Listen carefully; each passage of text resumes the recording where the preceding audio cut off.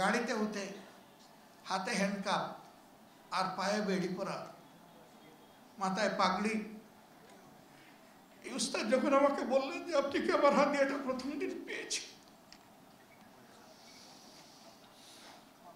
আপনি আল্লাহর সেই ফিরিস্তা কিনা বলেই আমি কাঁদতে শুরু করলাম।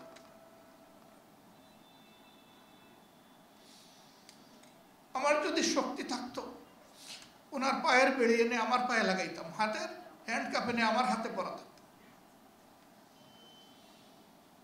ওই বাসে বসে বসেই শুনলাম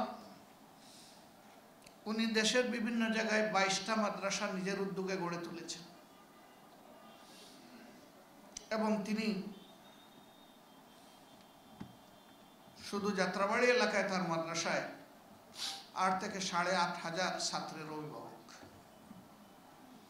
বড় আফসোস হল, আহারে এই মানুষগুলো তো এই জমিনের গুনাহগারদের জন্য দোয়া হালতে তারা থাকবেন, তাদেরকে মুক্ত থাকার কথা ছিল। আমি ভাবলাম যে এই যে তিনি আমাকে ঋণী করলেন, এই ঋণ আমি পরিশোধ করবো কিভাবে। আমি তাকে চিনতাম না, তার নামটাও শুনি নাই, জীবনে কোনোদিন দেখি নাই, মোলাকাত করি নাই, সালাম বিনিময় হয় নাই। তিনি কেমনে বুঝলেন যে আমার এগুলা প্রয়োজন?